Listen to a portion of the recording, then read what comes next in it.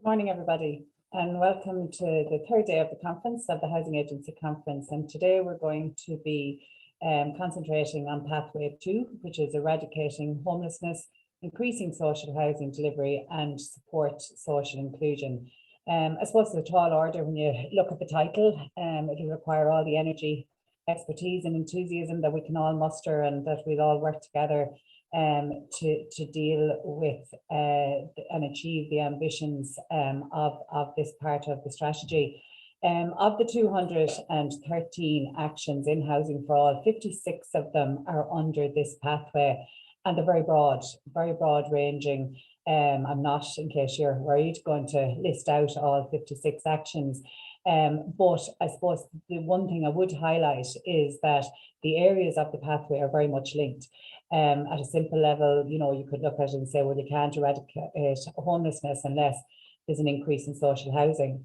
But also then, as Barry Quinlan, the Assistant Secretary, said on Monday, that supply alone won't deliver housing for the more vulnerable, and that is why it's very important to have the social inclusion measures included in this pathway. So I suppose while the title is very lengthy and the ambitions large, it is achievable, and it is something that we will need to work together. From the Housing Agency's point of view, we have varied responsibilities under the plan, some of them stated, but more of them implied by the work that we already do, such as the work that we do on mortgage to rent or the new housing strategy for disabled people.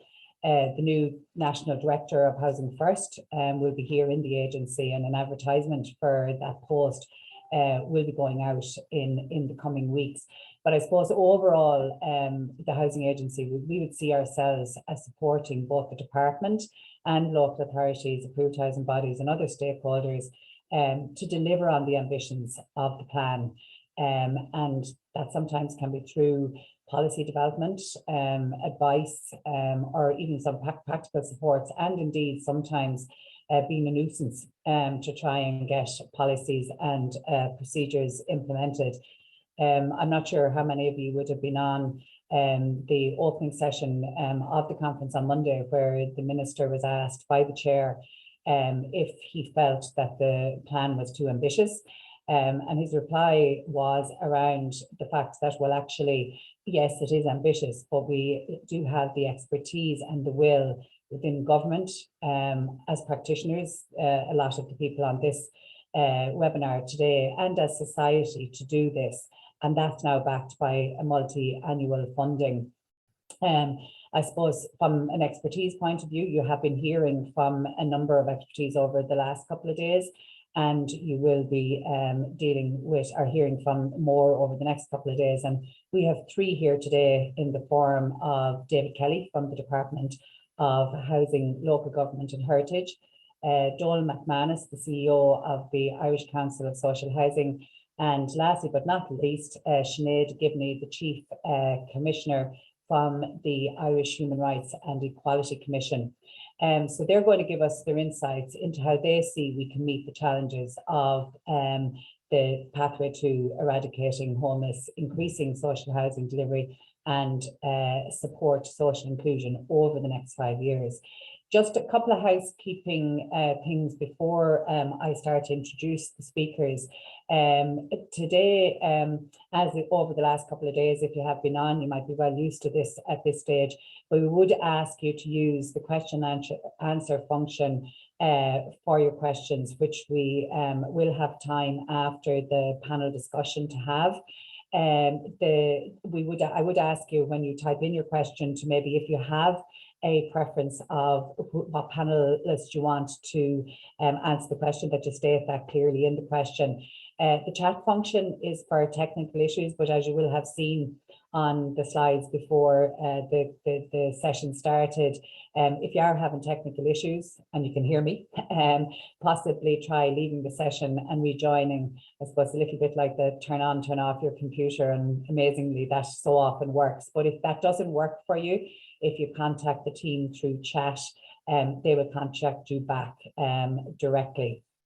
As with all the sessions, there's a lot of work that goes behind the scenes, and I've been helped today to look somewhat professional by Tara Alex and Gemma. So thanking them for further assistance with this. So without further ado, I'm going to start the session and invite our first speaker, which is David Kelly, Principal Officer on the Department of Housing, Local Government and Heritage. And David is a Principal Officer responsible for housing finance and delivery coordination within the Department Housing Division. He has responsibility at Head of Business Unit level for the ongoing implementation and development of the Housing Assistance Payment, HAP, that you may know it more commonly as, coordination of a number of key policy and delivery areas for Social Housing Delivery Division, with the overarching objective of providing clear, unified, fully informed and practical mechanisms for internal and external reporting and communication, and ensuring consistency and competence in delivery output, management of the Social Housing Division business process mapping project, and the integrated ICT housing solution. So a little bit like Housing for All, a lot there. So David is going to talk to us about increasing social housing delivery targets and actions. So I would invite David to share his screen now and maybe get his presentation going. David. Thanks, Claire. And I'm just having some trouble opening my video. I'm not sure what's happening there. Well, we can hear you anyway. Do you want to try maybe sharing your, starting your presentation, and at least we can hear you, if not see you.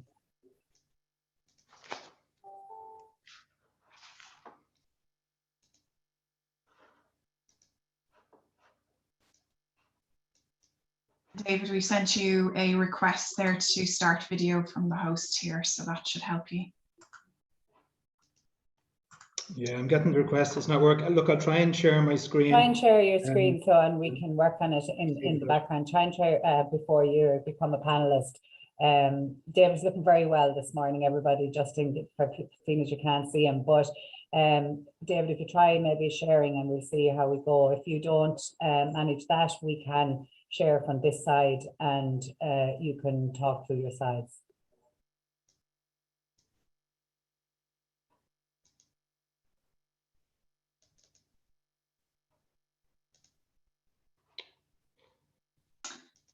Claire, our alternative is we can jump to Donal and we can work behind the scenes on David's tech, and we can jump to Donal for his presentation if that would be appropriate. That's fine. If Donal, I hope Donal isn't gone for a cup of tea. So Donal, if you're there, you might let me know. I've noticed you have unmuted yourself, so I'll take that as a yes. So Donal, yeah, we're going to your unexpected move to the spotlight, Donal. So Donal is the CEO of the Irish Congress, the Irish Council for Social Housing, the ICSH, as we commonly refer to it as. He previously worked in the public, local authority and housing association sectors in Scotland and Northern Ireland. Donal has also worked as an urban designer within the private sector on land assembly and development appraisals. Previously, he has been elected president of the non-profit housing section of Housing Europe, president of the European Housing Forum and FENSA. He is a graduate in the housing and industrial studies from the Ulster University and in urban design from Strathclyde University School of Architecture in Glasgow. He received a doctorate in governance from Queen's University School of Law, Belfast. He is currently a board member of the Housing Agency and appointed chair of Housing Europe Internal Market Working Group. And today Donal is going to talk to us about how the HBs will respond to the need for increased social housing delivery. So I'll hand over to you, Donal, and I'll let you know once you share your screen whether I can see it or not. Okay, thanks, Claire. Can you see it now? No? Not just yet, no? No. Now, if you're having difficulty, again, Gemma has your slides, so she'll be able to share on your behalf. You're not getting anything there, no? No. Gemma, do you want to come in and share the slides? There we go, Donal. So if you're happy to talk through and just say next slide when you need the slide moved. Thank you.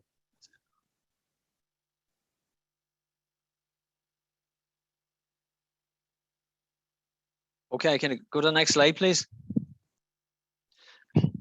Good morning, everybody. I hope that long introduction, Claire, doesn't need into my 15 minutes. But thanks to the invitation from David, Silk and Bob for a introduction today to looking at how AHBs, I believe, can respond to the need for increased social housing delivery. And just give us some background, I'm from the ICSH. We're a federation of non-profit housing associations. We have around 270 members across various tiers. Most are companies living by guarantee. Actually, similar to local authorities, the first AHB housing trust dates back to the 1890s, so we have something in common.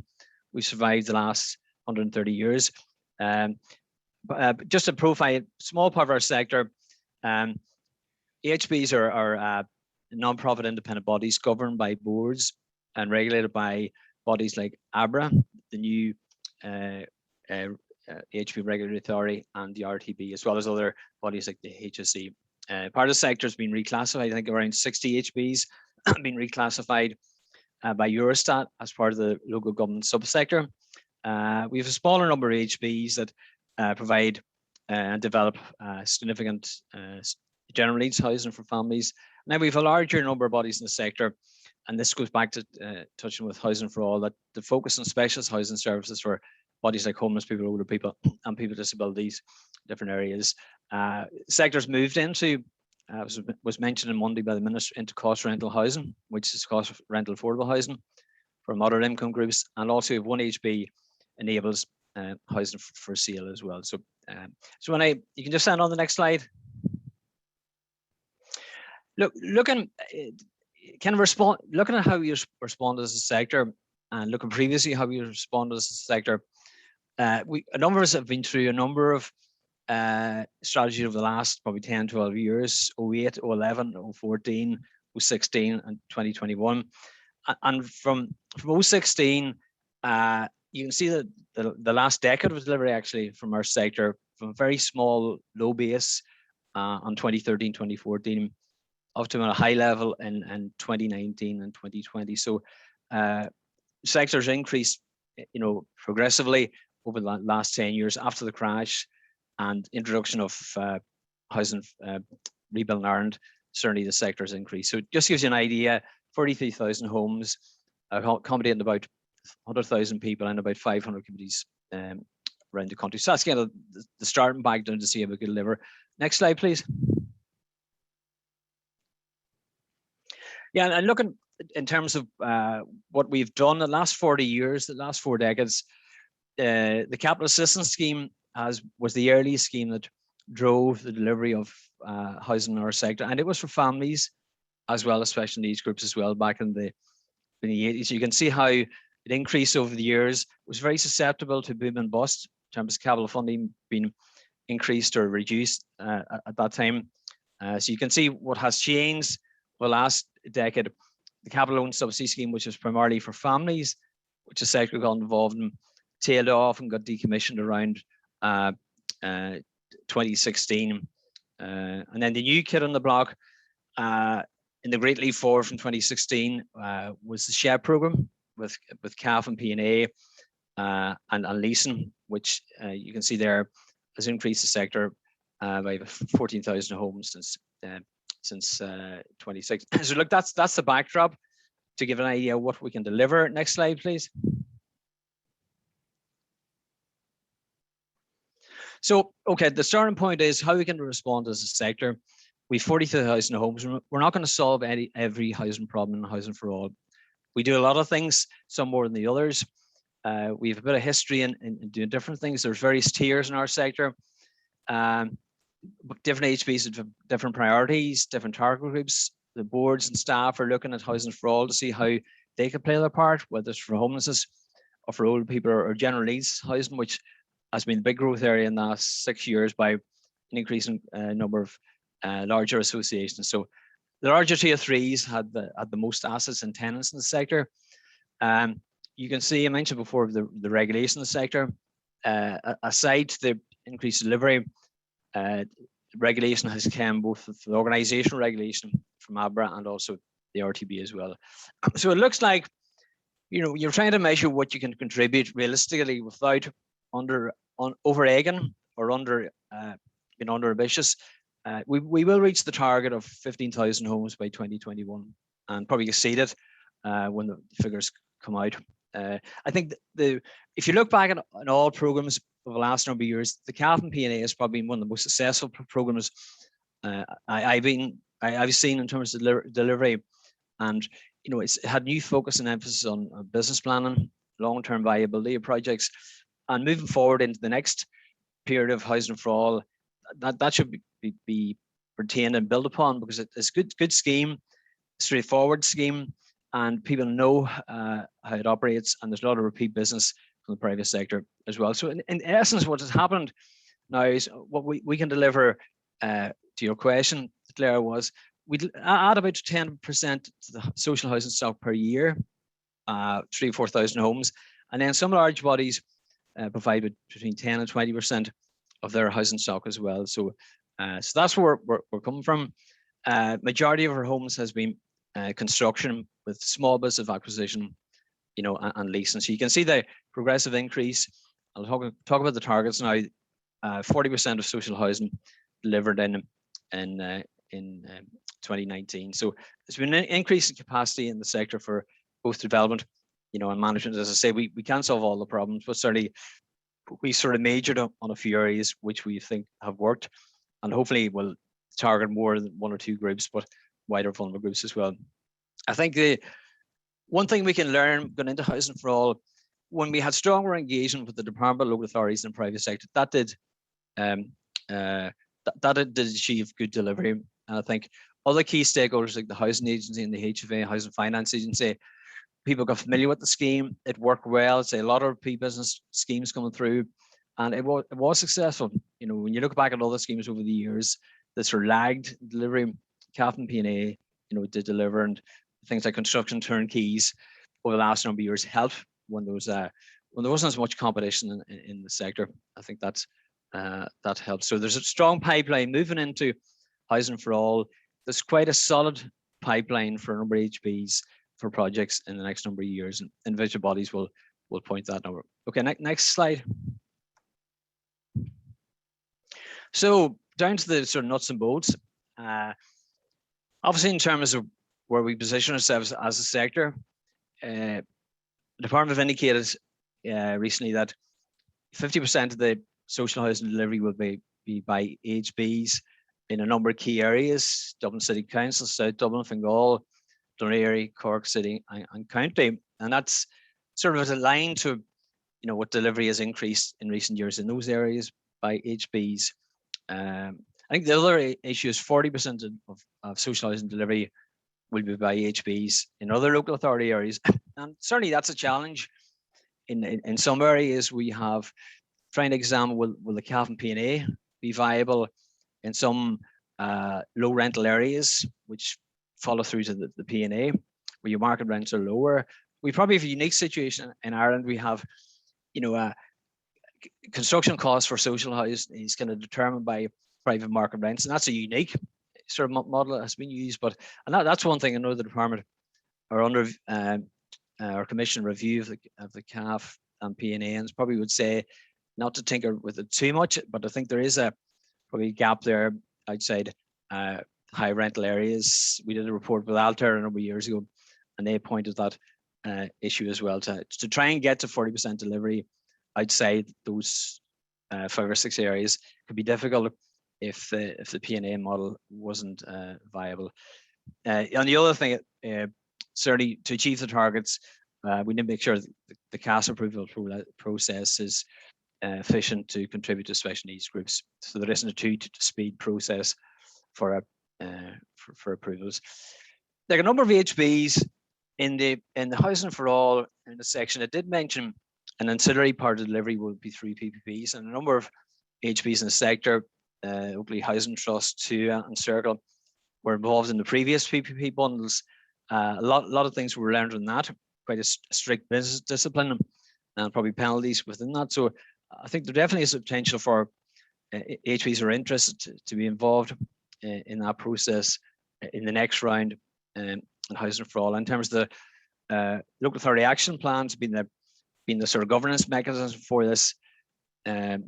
Certainly, we think that the HB delivery plan should be included in this. I know there's been a bit work done to date, and there's been engagement with some HBs, but I think there's other needs that don't always be visible, especially on the special needs side. They don't manifest themselves today, but they may manifest themselves in 2 or 3 years' time. So we may need to be cognizant of that, how we capture the need for 1 and 2 beds with supports and so forth.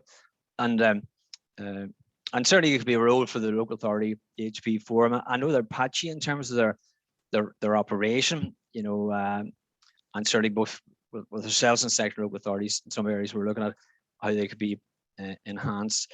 And finally, on the land assembly, you know, I think in the coming years, definitely land assembly and sites. It does mention that the local authorities will have support for land assembly as well, but for our sector, we don't have land banks. You know what I mean? So we rely on third parties, whether local authorities, which has worked well in cases, and also the private sector. But we just need to be cognizant if we're fishing from the same pool with local authorities on sites. How do we make sure we reach those targets of 15% or 40% with less land? And again, hopefully the LDA, and John Coleman has mentioned before, there could be a role in there in terms of they could assist the sector in that. So when us trying to, in general terms, to respond to the overall targets, we think we've better capacity in the sector to deliver. I think probably the big key deliver is the cap and P&A. Wouldn't want to tinker with that too much because it's done well, both for the department, HBs and tenants as well. But other areas, we think there's potential that HBs could get involved in. Okay, next slide, please. And in terms of this pathway, looking at social inclusion, definitely in terms of as part of the HB sector, it does key competence on homelessness, you know, and we've seen in recent years a couple of HBs have upscaled their housing delivery, like Peter McVerry Trust, and have quite a good program going into the next 5 years of housing delivery. I think the sector can play a role there.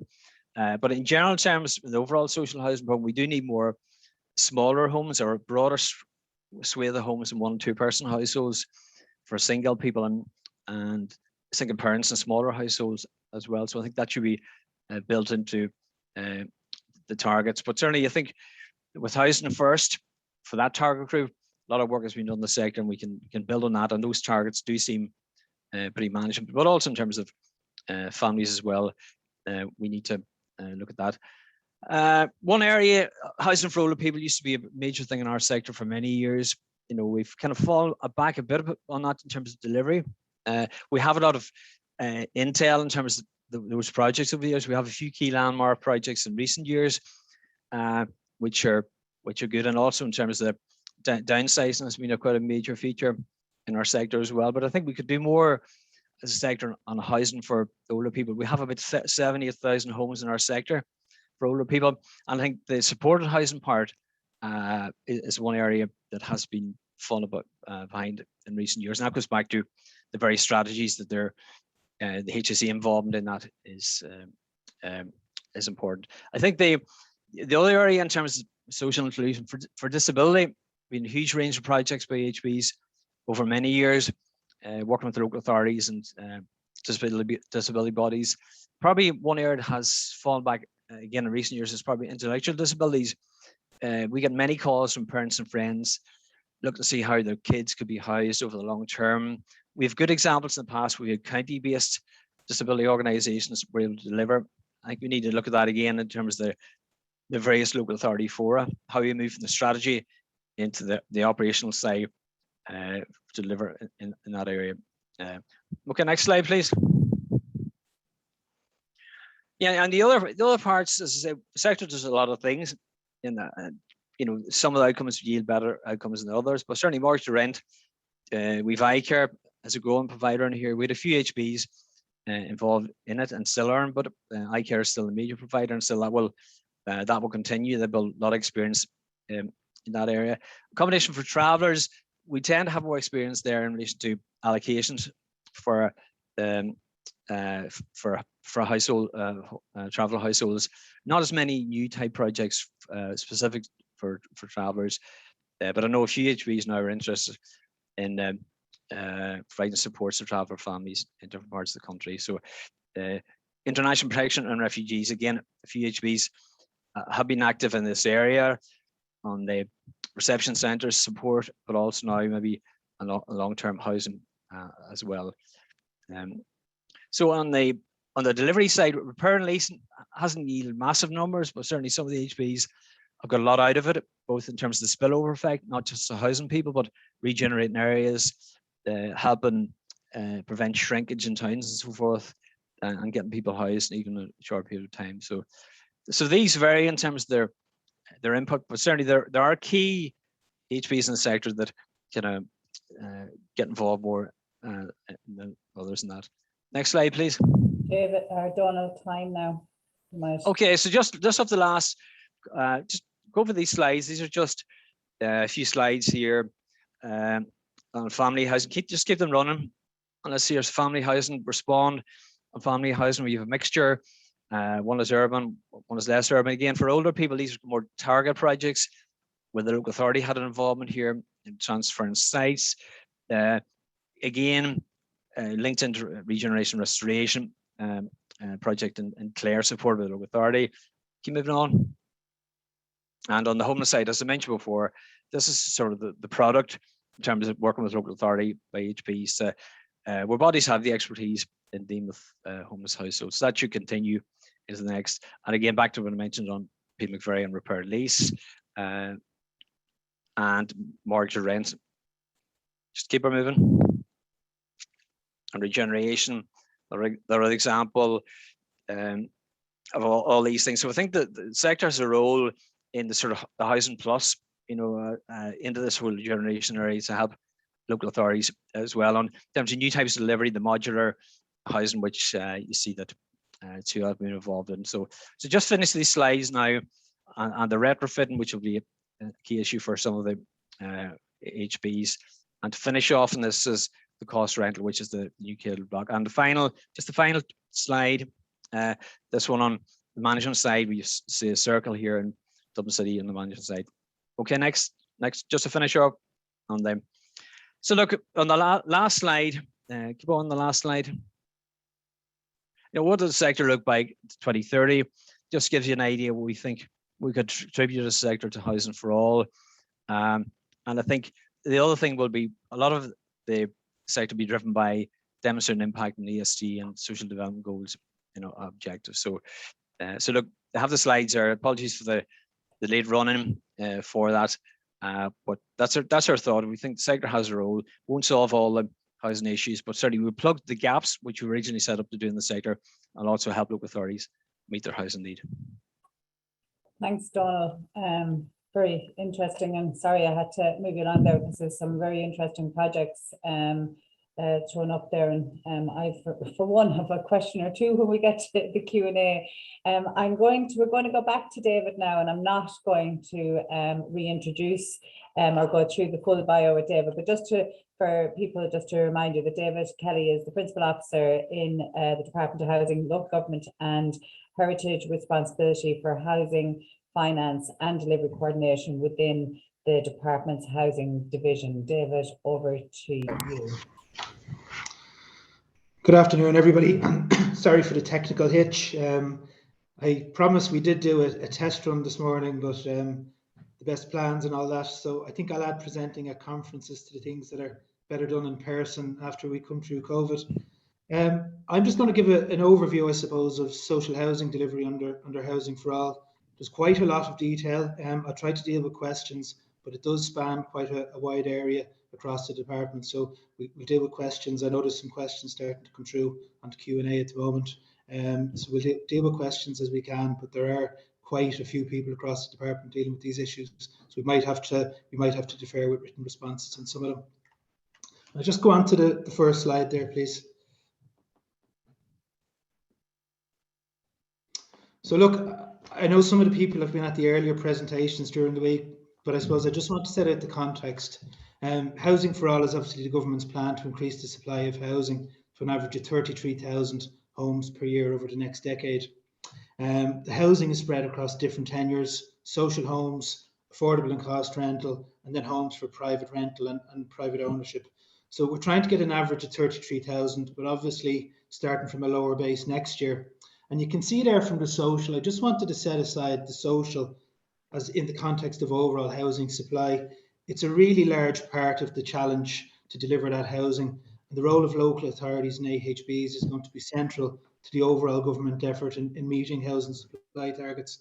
So you can see there on the social, we're starting at 9,000 from 2022 out of a total of 24,600 homes. And then that challenge increases quite significantly. We need to get to delivery of 40,000 by 2030 to reach that average. And obviously, delivery over the last couple of years has been impacted by COVID. So there's some ground to be made up to get to delivery to the levels that we need. Just go on to the next slide there, please, Gemma. Okay, this is just some more detail on the delivery mix on social. You can see there that the real focus here is on new build. The Minister has a priority that social housing is delivered through build programmes. So we're looking at starting at a build of 9,000 next year and increasing gradually to 10,200 by 2026. And that level of new build homes will then be sustained out to 2030. We're looking at a much lower level of acquisitions than has happened in the past. So acquisitions are limited at 200 per year over the next 5 years. And that's obviously much lower than happened under Rebuilding Ireland. So it's really around getting that delivery to come through new build, the local authorities and the AHBs bringing additionality. Long-term leasing, still a significant part of the delivery mix over the next couple of years. 1,300 through long-term leasing next year, 1,200 the following year. And then you can see a significant decline. 2024, we'll see 800 down to 200. The 2025 is really just a spillover from 2024. So under Housing for All, long-term leasing has been phased out and been replaced by new builds, local authority and AHB-led new builds. Mortgage to rent, then, I suppose, increased ambition to support people in distressed mortgages with targets there at 1,000 per year. And then some provision there for short-term leasing and repair and leasing. So around 300 a year through short-term leasing and RLS. And this is around, I suppose, the RLS is around addressing vacancy. Quite successful in some areas, but it hasn't, it can be a time-consuming scheme. It requires a fair bit of work, but some of the AHBs in particular have really been innovative in bringing properties back into use, and we'd like to see delivery through RLS increased if we can, but that's the target at the moment. And then short-term leasing, and this is really around, I suppose, the RAS type lease, giving local authorities some flexibility to enter into leasing arrangements, but quite a limited level. Just go on to the next slide there, please, Gemma. Okay, just looking at funding provision. With the new build, we're looking at significant capital investment in social housing delivery over the next 5 years. Local authority led, but AHB's key role, and I think Donald has spoken very well about the role of AHBs, some of the challenges and where we need to go. We're going to see increased public-private partnership delivery. So over the last few years, we've had 3 bundles tendered, 2 substantially delivered and 1 to deliver in the next couple of years. PPPs, I suppose the advantage, reduced capital outlay, it's spread over a 25-year period, but the land that the houses are built on is owned by the local authorities and remains in the ownership of the local authorities. So it's a lower capital outlay on an annual basis, but it does give long-term ownership to the local authorities, and the land on which these units are built remains in state ownership. I've mentioned the phasing out of long-term leasing. That's a political policy that we're moving from leasing into build. So we're going to see an awful lot less leasing under Housing for All than we saw under Rebuilding Ireland. I did see a question coming up in the chat. Why has it been phased out? And I suppose mainly because it's a political priority. But the other issue, I suppose, we have looked at other models of leasing, and the challenge with the ownership transferring to the state is that the cost of delivery is on the state balance sheet, and this is an issue that has been examined with the Department of Finance, the CSO and Eurostat. The department will continue to look at any of these models, But I think the evidence so far is the transfer of ownership to the state means that the cost of delivery goes onto the state balance sheet as borrowing. If we go on to the next slide there, please, John.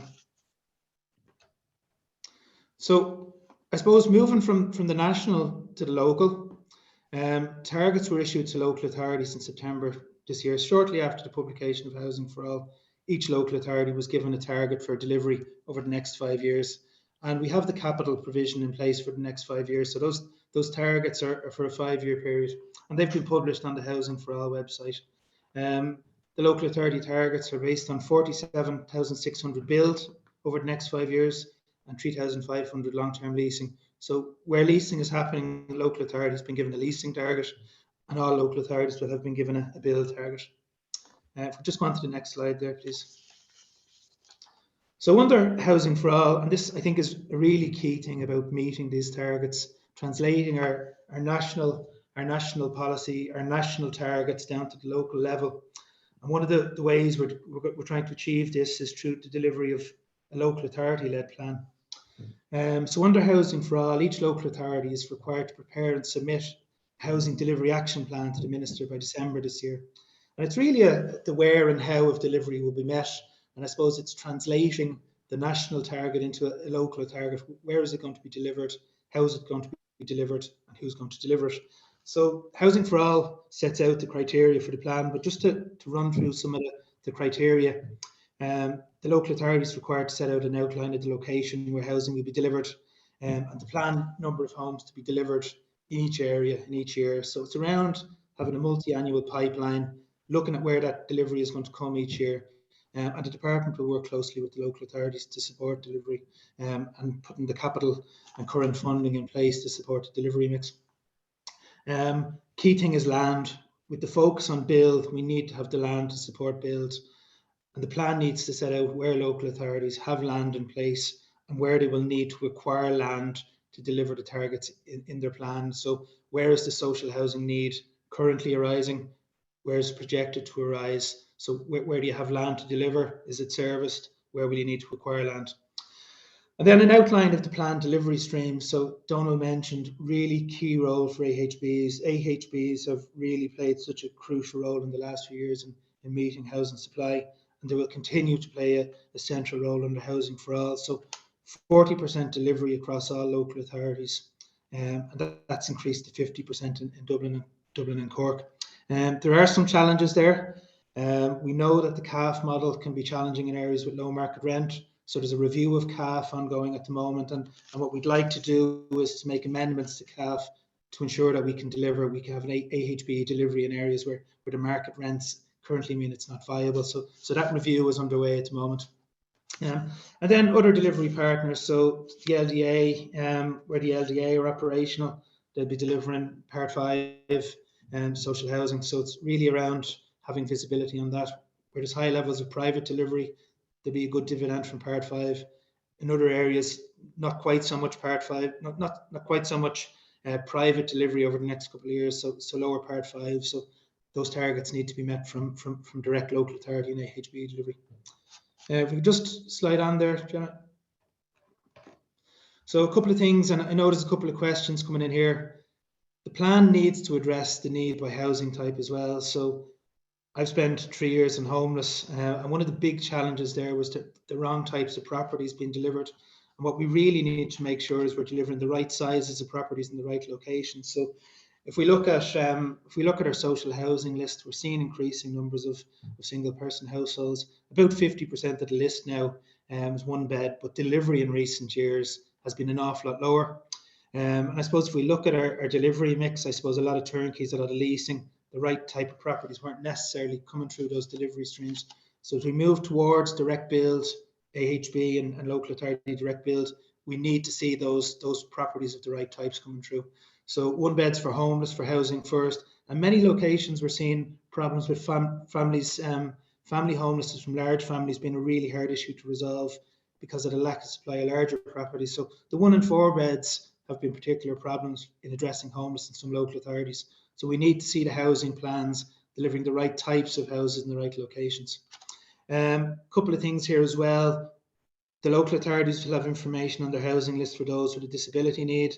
There's a disability strategy, similar with age friendly. We want the housing delivery plans to address appropriate delivery for people with disabilities, universal access, and for age friendly housing. We've got an ageing population, and the need for age friendly housing is only going to increase. So we want to see local authorities being really proactive in addressing that in the delivery plans.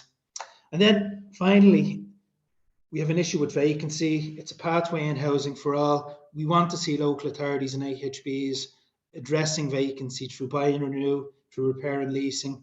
And we're seeing, we've seen some creative examples of this.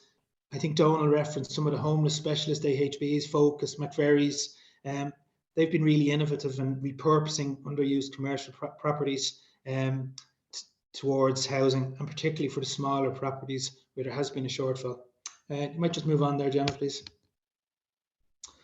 One of the key things for the department, and it's set out in detail in Housing for All, is supporting institutional capacity, supporting local authorities and AHBs to deliver. So there's a few commitments in Housing for All and a few priorities for the department. One of the things is increased staffing for local authorities. We're moving towards a much higher level of direct local authority build. There's challenges to get the land, to design these schemes, to deliver them.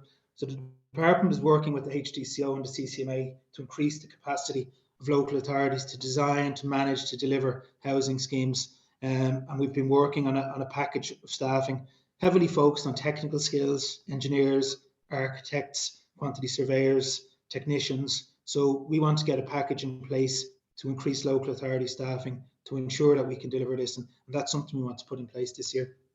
There's work underway to look at the approval process, to ensure that our approval process for housing schemes in the department is efficient, that we can process local authority applications as soon as possible. John O'Connor is actually chairing the group to look at that at the moment. So we really want to ensure that our processes and our administrative procedures in the department support local authority delivery. And then we want to look at supporting the land for social housing. There is a big requirement, as I mentioned, to acquire this land to support build. The department will be working with the sector to look at how we support the early acquisition of land to support local authority housing schemes. Okay, we might just go on to the next slide there, please. I've touched on this, but Housing for All, there are particular policy objectives in relation to older people, in relation to housing for a disability, traveller accommodation, and support international protection and refugees. There are particular commitments there, so that's going to be a really key thing for the department to support as well. I think that's, I've tried to keep it to the 15 minutes, Gemma. I think that's the last slide there. So just, I have 15 minutes here, so I've tried to give as much of an overview, but if there's any particular questions or people would like me to expand on, I hope that we can deal with them in the Q&A section. Thanks very much, Claire, and everybody. Thanks, David. There's one or two questions coming in there, all right, which we'll come back to, quite specific questions, so we might come back to them on the Q&A at a later stage. So we're coming now to our final speaker, which is Janae Gibney, the Chief Commissioner of the Irish Human Rights and Equality Commission. And Janae, having been appointed by President Michael D. Higgins in July 2020. Janae was the inaugural director of the commission, bringing together the former legacy bodies in the merger period and building up the organisation in terms of teams, facilities, planning and structure. Prior to this, she built and led Google Ireland's Corporate Social Responsibility Fund, Social Action. Sinead has also worked in providing training, consultancy and media production to a range of organisations in the civil society and public sectors. Sinead is a lifelong learner with an undergraduate degree in history from the University of Ulster. Oh, you must have met Donal when you were up there, Sinead.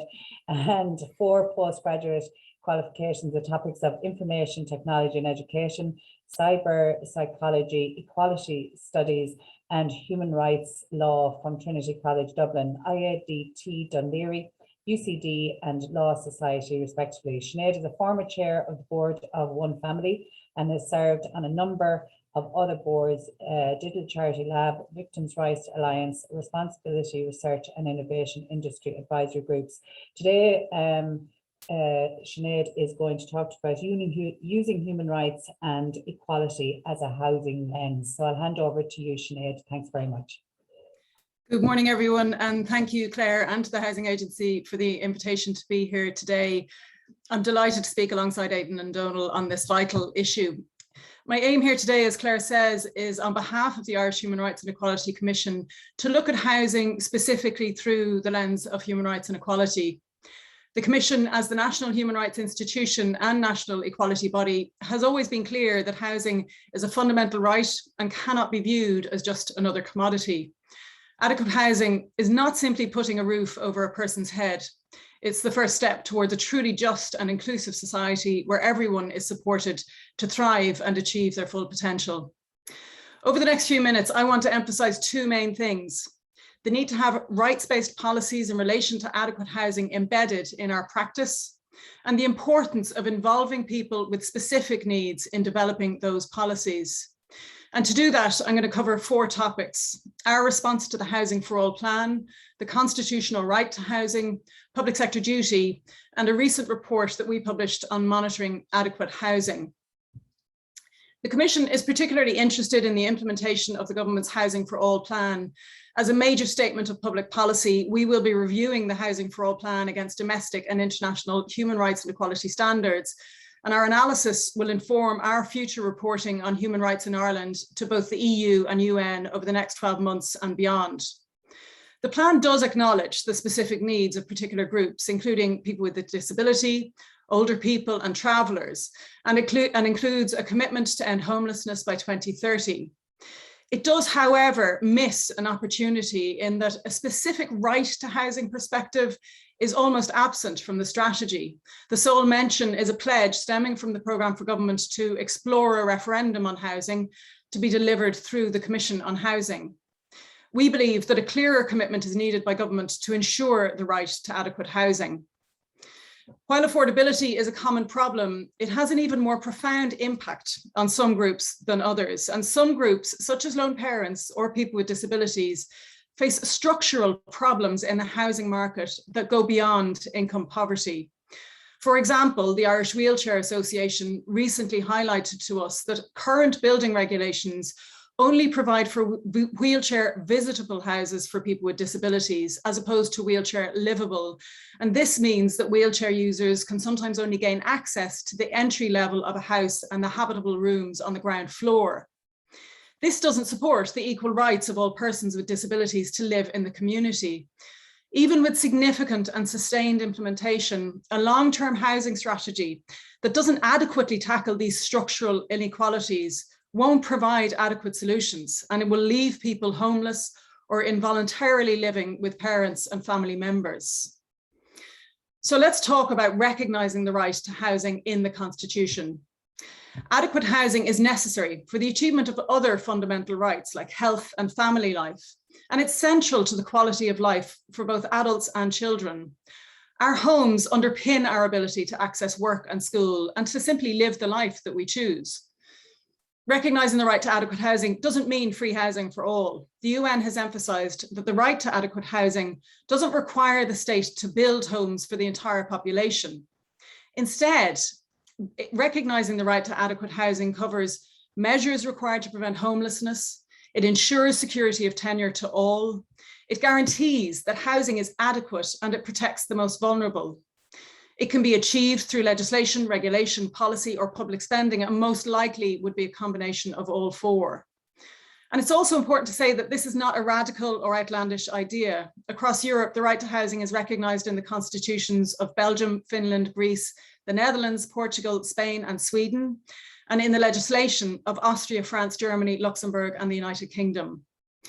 Enshrining the right to adequate housing in Irish law is particularly important as we move into a recovery phase following the COVID-19 pandemic and the lifting of the emergency tenancy protection policy measures.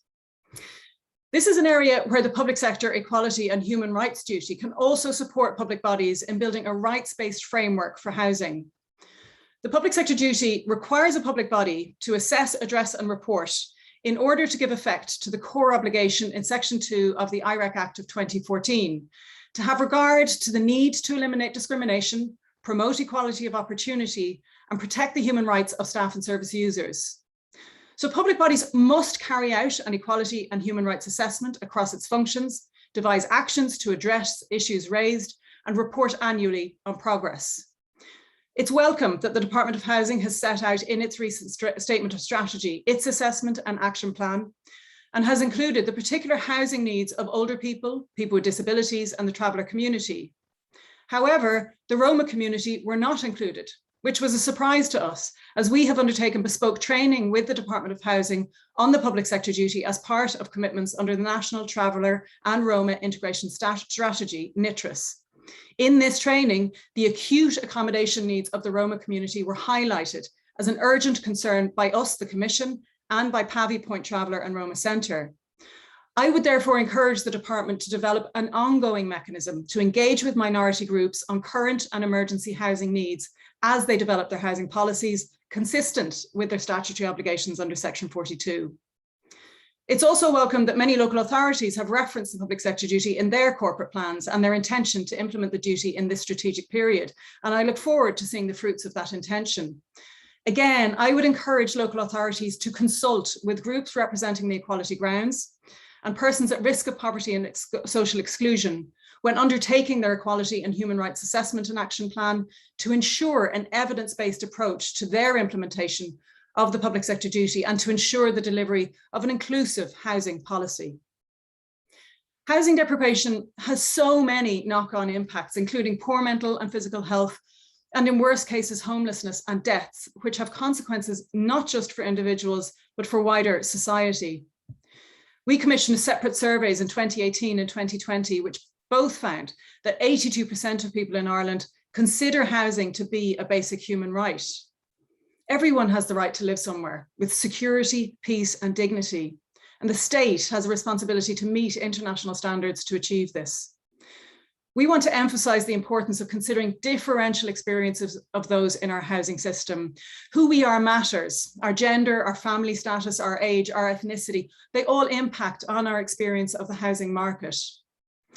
In September, together with the ESRI, we published new research entitled Monitoring Adequate Housing in Ireland, which showed vastly different outcomes for different groups in the housing market. And this report was subsequently the subject of a Dáil debate just last Thursday. The research examined in detail 6 dimensions of housing adequacy: accessibility, affordability, security of tenure, cultural adequacy, quality, and location. And it developed a tool to monitor adequate housing by identifying these indicators for measuring progress. The report highlighted the disadvantages experienced by young people, migrants, people with disabilities, travellers, and others in the Irish housing system. In some of the findings related to specific groups, the research found that lone parents are among the most disadvantaged in Ireland's housing market, particularly vulnerable to experiencing housing deprivation. Single parents and their children account for 53% of all homeless families and are much more likely to live in substandard housing with low quality. I'd like to share the words of Ellen Scanlon, a lone parent who shared her experience on the day we published the report about how it is for her going to viewings. I used to have a shirt in my car, a nice blouse, hairbrush and makeup to make myself really presentable, almost like doing an interview. Because I'm going to a viewing, you feel prejudged, going in against 2 professionals with different circumstances. And I'm going in there saying I'm on HAP, I'm a single parent. The UN Special Rapporteur on Adequate Housing, Professor Rajagopal, who helped us launch our report, asked the question, how are we actually treating as a society single parents and their children? We speak here not about a few individuals. 1 out of 5 persons in Ireland lives in a single parent household, and 86% of lone parents in Ireland are women. If we are serious about ending gender discrimination, if we want to end discrimination of children, then we must act and act now. As a lone parent myself, this particular report really resonated with me. I acknowledge my privilege that meant my own barriers were nowhere near as high as those faced by others in this same group. But nonetheless, I have first-hand experiences of the challenges of finding adequate housing as a single mum and the knock-on effect that it had on my life and my daughters and my family, and on our ability to participate in society as a family. This research also found that over 35% of Asian or Asian Irish people, 39% of travellers, and over 40% of Black or Black Irish people live in overcrowded accommodation. And that young people, migrants, lone parents, and people with disability are especially likely to report an inability to keep a home warm compared to the total population. The report uncovered 3 high-level considerations on achieving adequate housing for everyone that I'd like to touch on briefly now. Firstly, we're missing vital data. There's a need for more collection of equality data so that people's housing needs and outcomes can be effectively measured. Data around ethnicity, travellers, refugees and asylum seekers are all significantly lacking in current surveys and administrative data. Secondly, on secure housing, important measures of housing adequacy, such as security, are not properly measured. We need to better measure the levels of instability of housing in Ireland.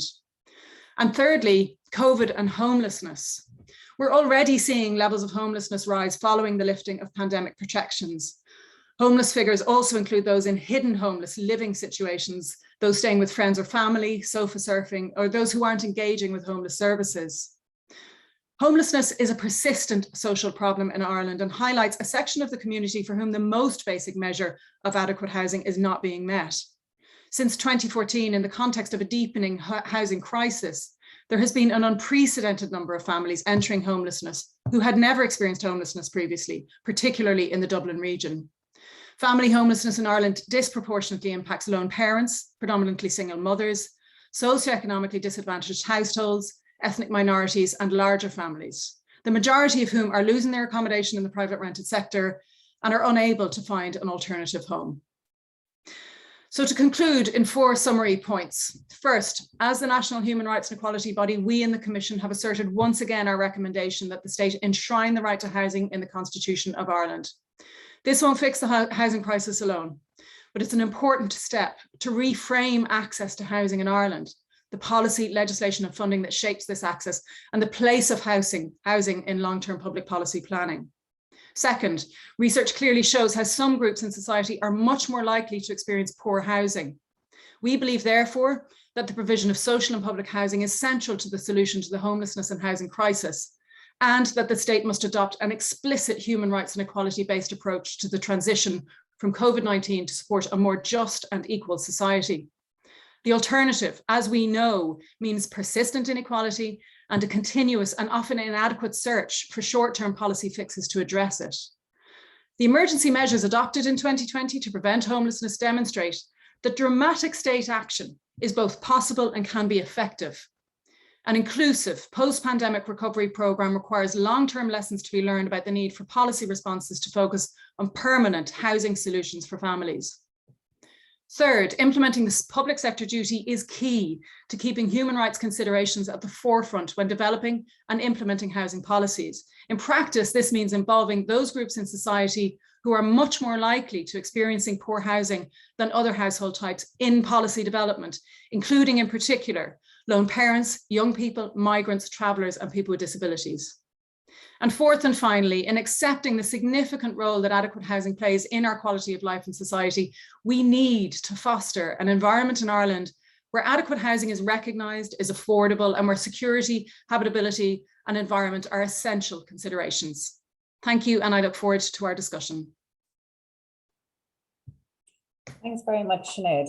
And thanks to all our speakers and some serious food for thought, and I expect over the next half hour or so we will also probably get some more interesting comments and that from the panel. There is quite an amount of questions coming in, so I am going to possibly maybe just as the panel is getting organised there, there's quite an amount of questions in on disability, which as many of you or some of you will know at least is a subject very close to my heart, as we, the Housing Agency, are leading on behalf of the department on the preparation of the new strategy for people with disability. And I suppose some of the comments or questions that people are asking around supply and around standards and stuff like that will be dealt with in the strategy on the basis that there will be specific targets for both disability in general, but also, as Sinead talked about and highlighted, the lack of wheelchair livable accommodation. We will be also looking at targets around that. There's one question there, I suppose, and David, I was going to point it to yourself with regards to you know, the ability of local authorities to meet the needs of people with disability. And being given, I won't say free rein without OT reports and stuff like that, but that they will have a little bit more autonomy to meet the needs of people with disability in their area. Would you have any comment on that? And Donal or Sinead, feel free to come in on that. Yeah, just briefly on it, Claire. I suppose I touched on the disability really in the context of the overall framework for delivery, but there's quite a lot in Housing for All to address this broader issue. So, I mean, if you look, Housing Policy Objective 7 is focused on this. I just want to mention a couple of key things here. There's an action here to deliver a new national housing strategy for people with disability down for Q4 this year. There's a requirement for local authorities to consider the housing needs of people with disability through the new Housing Needs Demand assessment framework. And then there's actions to look at reviewing the range of housing grants available to address adaptation. We're not looking at new housing supply. And the nomination of disability-friendly housing technical advisors in each local authority. So there's a big programme of work here in Housing for All. There's a dedicated unit in the department looking at social inclusion measures, looking at housing options for older people and people with a disability. So it is a key area of work. So I really touched on it there in the context of the delivery action plans, but they'll be an overarching framework. There's a much deeper piece of work happening behind that.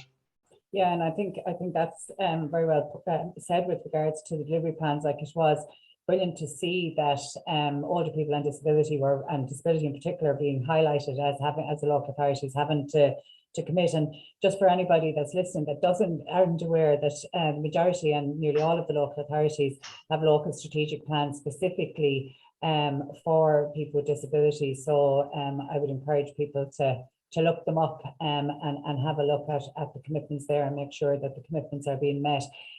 Just another question that's coming in there with regards to traveller accommodation, and is there any consideration of bringing traveller accommodation units under SHIP capital delivery process and targets? Again, David, I'm afraid probably one for you. Yeah, I mean, we have a dedicated traveller accommodation unit, and I mean, there's a process there very similar to SHIP where building proposals are assessed and approved. So I'm not sure that there is a process there. There's a budget, there's an approval process which involves an assessment in the department. So I'm not sure if something I'm missing on that, but there's a similar process for assessing all projects. Okay, this one for Donal and yourself, or if either of you want to contribute. What do you see as the role of financial institutions, so the pillar banks, pension funds, versus the Housing Finance Agency in funding AHBs to acquire homes to meet these targets? Will diversification of borrowing profiles be encouraged, or will they continue to rely on Housing Finance Agency for funding? Maybe I'll take that first. Okay, Claire. Please, go ahead. Yeah, I think at the moment, I think currently about 90% of all capital finance in our sector comes through, on the borrowing side, comes through the HFA. And I mean, so it's quite limited. There are a few other financial bodies have been involved, in fairness. There's a couple of pillar banks got involved, but obviously the HFA have such good rates in terms of conditions. It's very difficult to compete with. You know, when you go to your board and say, well, here's the rates in the HFA and here's the rates from AIB, you know, it's kind of chalk and cheese. So there are people exercise that with their own, financial mind in place. I think that a few of the pillar banks, in fairness now, have been introducing what they call green bonds and social bonds. I know one bank, I think it was AIB, part of their green bond and social bond is for social housing. And that would mean that some of the tier 3 HBs will be able to access that.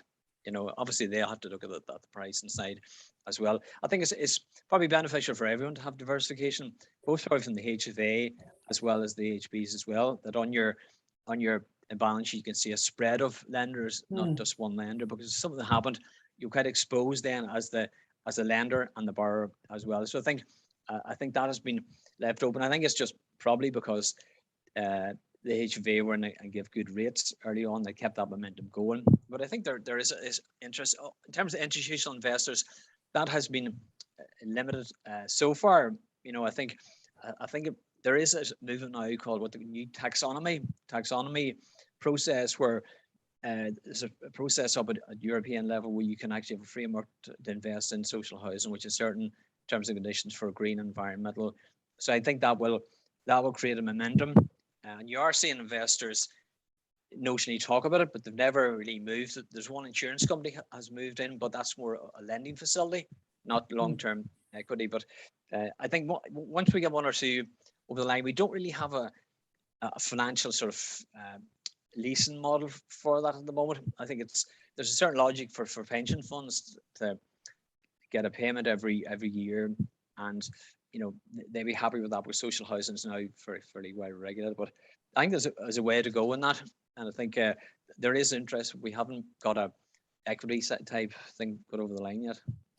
Just actually on that, and this is a personal question, when you were talking about the rents model, and there has been a couple of questions in with regards to whether or not the realignment away from the market rent.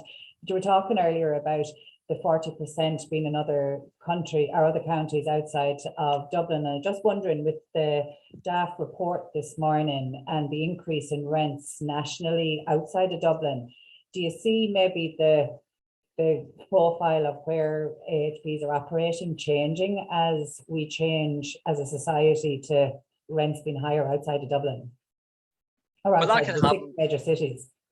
Yeah, I saw, I think it was on it was mentioned on Monday as well in the session, the rents were gone up, I'd say Dublin, and that could have a countervailing effect. The bodies then would look at areas where the rents are going up. Now, whether that's a temporary phenomenon or long-term phenomenon, you don't know. So there's a bit of risk and reward in that. But certainly you are seeing, like, still, if you have rents going up in Leitrim from 500 to 600, it probably wouldn't be still enough to watch his face on the construction costs. I think there will be, I agree, marginal areas that increase in rents will make it more viable, but I think that there's such a gulf in some areas between construction costs and the P&A service alone, maybe a bit too far, but we're going to have to play that. Obviously, that's a policy issue for the department. Okay, Sinead, I think one maybe that you might comment on here. Do we need a citizens' assembly to debate the rights of disabled people and others to appropriate housing? I think that would be very helpful. I mean, as we've seen from the Citizens' Assembly and from any of the referenda that have stemmed from it, what this does is it fosters dialogue and debate. And in particular, it brings in the lived experience of those individuals into the mainstream, which is something that we don't see very often. So if you recall, for example, during the marriage equality debate, we heard from children who'd been raised by same-sex parents and how that had impacted but the fact that they weren't allowed to get legally married. And similarly, I think when we talk about these issues in those kind of participative democracy fora, or indeed if we bring them to a referendum point, as we would like to see for the right to housing, it helps the broader population to understand the needs of specific groups like people with disabilities, but also the other groups who I mentioned, migrants, young people, lone parents, travellers and Roma, and how their experience with the housing sector, the housing market, is so very different and so very stark in many of those circumstances. So yes, I do think that would be a helpful module perhaps for the Citizens' Assembly to consider, yeah. Okay, thank you.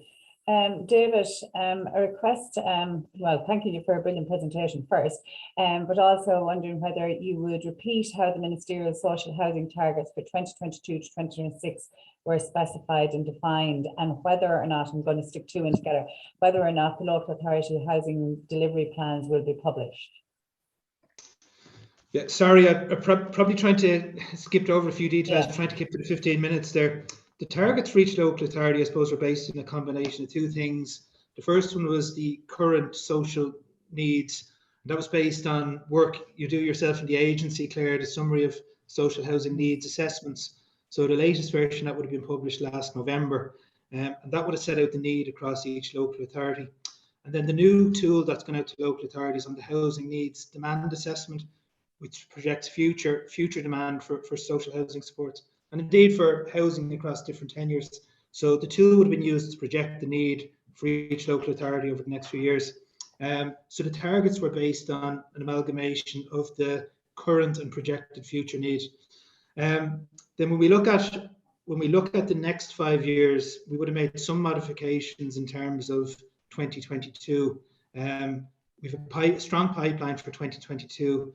But it does mean that some local authorities will deliver slightly more next year than they will in subsequent years, and some will deliver less. So we've based 2022 targets based on an achievable pipeline and what can be delivered based on current programs and current projects. And the remaining years sets out the balance. So they have a 5-year target, but next year's target has been adjusted to reflect a deliverable pipeline. In terms of the local authority plans, it'll be a matter for the local. I suspect that local authorities will publish their plans. I suppose these things will be living documents. At the moment, they're going to set out delivery, but things will change. Projects will amend. Projects will be altered. The locations will shift. There's a lot of work, I suppose, to acquire land, to take things through the planning process. So these documents, I think, will be a living document rather than delivery set in stone, and they will just be amended. Yeah, and which kind of answers one of the other questions of whether it's an annual or a 5-yearly. It's a 5-yearly kind of, but it's a moving feast as it goes along. And just actually, I think it's follow up there with regards to referendum on the right to housing is in the programme for government and has now been referred to the Commission. When would the speakers anticipate this referendum being held? Have you any inside wisdom there, Sinead, that you might be able to share with us on that? Unfortunately not. I mean, not soon enough, I suppose, is what I would say. I mean, because it does sit with the commission, which has not yet been established. I mean, I would also say it is not a definite by any means from the programme for government that there will be a referendum, simply that option will be explored. So we will continue to push for that. And I mean, but I would also emphasise that we don't necessarily believe that it has to be enshrined in the Constitution.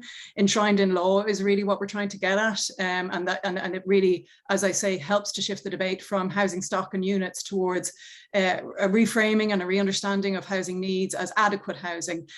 So whether or not that's in the Constitution, which we would push for, we would also be happy to see it. And when I listed out those countries in my presentation, what I'm trying to demonstrate is that it is the norm across Europe, either in a constitutional setting or in another legal framework, to have that right recognised, fully recognised in law.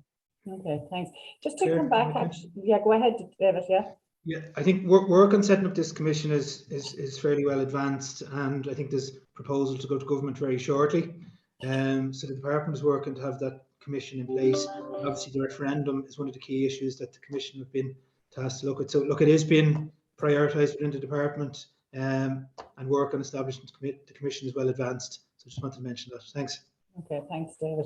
Donal and David, either of you might want to come in on this about the AHB's contribution to the delivery plans. And, you know, I suppose in one side of things, if the delivery plans aren't published, how the AHBs will be involved, but equally then how the AHBs will actually be involved in the development of the delivery plans, which I'm assuming is the plan through the forums and stuff like that. But maybe, Donal, you might have more insight on that issue. Well, I know some local authorities have contacted some AHBs. I'm not clear with the coverage of that, you know, because a few people have said they haven't contacted, others said they haven't. So it isn't clear. We'll kind of find out after much engagement there has been. I think on the role of the HB sector, it's okay. The HBs at the moment have plans. Well, the ones who have developed pipelines have plans for a number of years. It's where they're fit into these delivery plans. If there's an overall target, David mentioned of 47,000, I think is a gross target. Does that include HBs within the 47,000? You know, things like that there would be useful to kind of get a feel for. You know, if you're bringing forward too many projects, for instance, or too few projects, you know, what will happen? So, to be honest, Claire, I'm not overly sure, and some of the HBs aren't overly sure. I think there's probably also need to be engagement with more specialist HBs as well, because they don't deliver on a continuous basis, but they will have one-off projects, and I'm sure the authorities would have already identified through their CAS list or whatever. But I think it would be helpful to have it as transparent as possible, so people can make a judgment if they're bringing schemes forward, will it be in the plan or not. So we're a bit sort of removed from that process at the moment. I think there's another month left from the submit to David at that stage. But yeah, it would be useful as the 47,000 part of including the HBs and local authorities, things like that. We have the threshold of 40-50%. You know, that's helpful, but how that is translated at local level will be, I think, very important. Okay, David, do you want to comment? Yeah, well, first of all, the targets would always include the various delivery streams. So the 47,000 would include Part 5, local authority direct build, the AHB direct build. Look, the local authorities have the statutory role here, and it's up for the local authorities to engage with the AHBs. The department has had an engagement with the AHB sector and with the local authorities. And look, we would be aware and I suppose slightly concerned, something we want to support is that there isn't the level of engagement in some local authorities. Hasn't happened early enough, and we're confident it will happen. The delivery by AHBs needs to be done in consultation with the local authorities. So it is really important that the plan provide a level of clarity for all delivery partners, that the AHBs will have clarity on where the delivery will be over the next few years. So look, I think that's probably as much as I want to say in it now at the moment. But what I would say is, in the department, with the agency and the HDCO, we are looking at this area to see if there's anything we can do to support a more structured and coordinated engagement in areas where it's not happening. And I suppose part of it, just to acknowledge, AHBs traditionally wouldn't have delivered in some areas as much, not through CAF, because of the way the CAF funding model is structured. So I think that CAF review will be really important, and the changes it can make to support AHB delivery in a wider number of sectors. So Donald, I think we'll be continuing this dialogue over the next few weeks, because these plans are really one of the #1 priorities for the department over the next month. So I think we'll continue this engagement working with the sector over the next few weeks. Okay, there's a question there, and again, it's directed to you, David, but maybe Donald, you might also want to comment. As Sinead has emphasised, the private market cannot and will not provide housing for all groups equally. Given this, and given that the Housing for All plan is still heavily reliant on the provision from the private market, what does David think about the recent ESRI report that urges the government to borrow 4 to 7 billion to build social housing now while interest rates are low? Yeah, I'm not sure I agree that the strategy is reliant on the private market, unless we're talking about private building contractors. But I don't think we're ever going back to hiring brickies in the local authorities. I mean, there is going to be reliance on private contractors, and there is work in Housing for All, I suppose, to build up institutional capacity, to attract international labour and international contractors in to build up the capacity in the sector. The investment, I mean, the focus on Housing for All is for direct state intervention in build. So if we look over the next 5 years, 47,600 through direct local authority and AHB build, and only 3.5. Look, sorry, I should acknowledge that'll include a proportion of Part 5, but the majority is coming through local authority and AHB build programs. And then if we look at the leasing and acquisitions, we're talking 3,500 leasing over 5 years and 1,000 acquisitions. So the focus on Housing for All is going to be through state intervention to build new homes. And where the gap, I think, in terms of the private, will be industry capacity to gear up. There is a recognition of that, and there are specific measures in Housing for All to support gearing up in terms of both the labour and the capacity of the construction sector. One thing just to mention, I suppose, I didn't mention at the start, the key thing for this strategy, it's a whole of government strategy. So we've got very significant involvement from people like Enterprise, Trade and Employment, Finance, DPER. And the implementation of this plan has been overseen by a group of Secretary Generals. So top level of the civil service, commitment from all departments, and overseen by a Housing Cabinet Committee. So this really is a plan that extends outside the Department of Housing and looks at interventions from all actors of the state. So I think these things have been flagged in the plan capacity, and delivering them is #1 priority for all of the departments involved. Thanks, Claire. Okay, thanks, David. Sinead, another one for you. Do you think we have moved to a society of entitlement rather than accountability? I speak as a lone parent of 2 adult children who purchased my home, worked full-time, and reared 2 outstanding children who are now very strong professions, and I have now set up my own business. No is the short answer. I don't think we've moved to entitlement. When I spoke about my own experience, and that's all I can speak about, I suppose, I acknowledge my own privilege. And what I mean by that is I come from an affluent family where I knew, even though I was facing bringing up my child alone, that I had a safety net of finance to fall back on.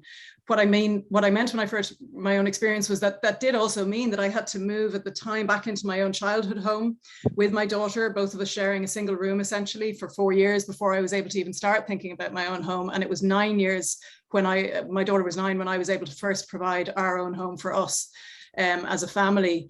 So it's wonderful to hear the experience of the questioner, and I would agree in one sense that what is sometimes lost in the debate when we talk about people parenting alone is that parenting lone parent families are not a substandard family. Many people who parent alone are able to provide for their children and are always the ones of the parenting pair, if you like, who are doing that and who are focused on providing for their children. But there is a continued stigmatization and a societal problem with people parenting alone. And there is often a blame on people parenting alone, despite the fact that it is those who have decided to leave who are the ones at fault. But I would add from my work with one family that I think perhaps what that comment fails to acknowledge is that many people are parenting alone along with a huge set of complex needs.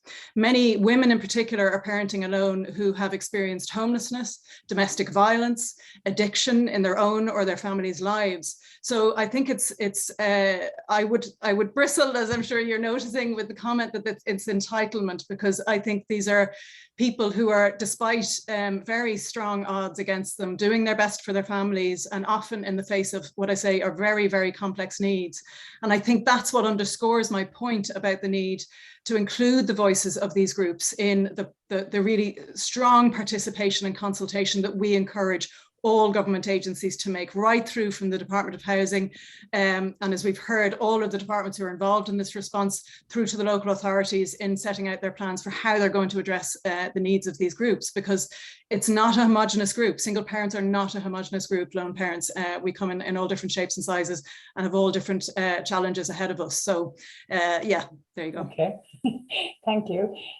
David, just, and I think I'm moving towards final questions here now, as soon as it's 5 to, but just, and it was, I suppose, Donal also touched on it, and I'm not suggesting that you know the outcome of the review of CAP before it starts, but is it a plan to look at moving away from the alignment of payment and availability agreements to market rent? Yeah, that's something that will be looked at in the review. I think there isn't a significant differentiation between construction costs in these areas, so market rents can be a barrier. So absolutely one of the things, I can't preempt the review, but it is absolutely one of the things that will be looked at. Okay. Okay, there's another there. Where are the international building companies, construction people who are required to build? And I think you've kind of maybe addressed this, David, in the fact that it is whole of government and that there's other initiatives. I started reading that without reading the whole question, so apologies, because I realised you answered that in your last contribution. Is there any update on the provision of a local authority affordable purchase scheme and eligibility? Anyone want to? Yeah, I mean, there's a lot of work ongoing. I think there's regulations being made under that scheme, but I'm just not dealing with it closely enough, Clara. But as far as I know, there's regulations being made. I don't know if there's anybody there from the department who can deal with it, but if not, maybe we can answer it. I don't know if there's any facility for us to answer questions after, Claire. We can most certainly, yeah. Just another, and again, this is probably one for afterwards, because I don't know whether you'd know this offhand about the average acquisitions under Rebuilding Ireland, seen as there was an average of 200 in Housing for All. I don't know whether either of you might know that. Yeah, look, all of these stats will be published on the government statistics website, but definitely it would have been, I mean, I think it was about 800 last year, and it would have certainly been in excess of 1,000 every year under Rebuilding Ireland. I suppose part of the reason for early acquisitions, it was much as around getting the local authority build pipeline. When Rebuilding Ireland was launched, there'd been a period of very little local authority construction activity. So really the acquisitions, there was a much greater reliance on activity and acquisitions as we built up local authority build capacity. And the AHBs, I think, in fairness, Donal, really ramped up their activity in this area. So now I suppose the focus is really on moving towards putting our capital expenditure into new build and creating additionality. So I hope that's clear. Yeah. I think you're right, Claire. I think the level's probably a bit low, as David says. Our sector's moving into construction primarily, but especially on special needs schemes, we would have acquisitions there, buying vacant properties in good central locations in rural towns for people with disabilities or homeless. And if there are thresholds in certain local authority areas, and a local authority is told you can't go for that threshold of 20 units, then it may stop a scheme. So I think probably a bit of nuance and a bit of flexibility. Okay, you don't want to go down a large scale acquisition program, but I think when there is no buyers being affected, and where this is quite particular in an area, I think, David, would be useful now to have that bit of flexibility for local authorities to allow the scheme to be approved, say for an HB for a group setting for elderly people or people with disability. There's 200 around the countries. On the face of it, it's quite low if you broke it down by all local authority areas, and you don't want to throw the baby out the bathwater and miss a good opportunity for an acquisition, maybe a vacant property. So a lot of the CAS schemes are hybrid schemes now. They're across acquisition and rehabilitation. You know what I mean? So it's kind of how they're measured in your stats is probably the next thing, whether they're an acquisition or Can I comment briefly on that, Claire? Please, yeah. These kind of facilities, group homes or homeless facilities, wouldn't be counted as acquisitions. They'd be funded from a separate funding stream. So there'd be capital provision for homeless facilities, and through CAS for any of these types of facilities, Donald, they wouldn't be counted. And the other thing, I suppose, just to mention, some of the work I referenced earlier, where people are buying commercial properties, for example, and turning them into homes, they wouldn't be counted. They would be classified as a build project because they are creating a new home. So when we're talking about acquisitions, we're talking about buying habitable homes that are going to be used for social housing. There is scope, I suppose, and this is one of the things. There's two benefits from this. We want to see vacancy addressed. We want to see dereliction addressed. So we will support those being delivered through the build program rather than through acquisition. Okay. And believe it or not, it is exactly 1 o'clock. So I will, despite the fact that there's quite an amount of other questions coming in there, I'm going to leave it at that. I'm going to first of all thank Donald, David and Sinead for their contribution today. And I'd say if we had another hour, we'd have been able to fill it as well. I also again want to thank Alex, Tara and Gemma for their assistance with the technical issues and also managing the question and answers as we went through. So on behalf of the agency, thanks to the panelists and thanks to each and every one of you for attending and for your very informed questions. So thanks very much and enjoy the rest of the conference. Bye-bye. Thanks, Claire.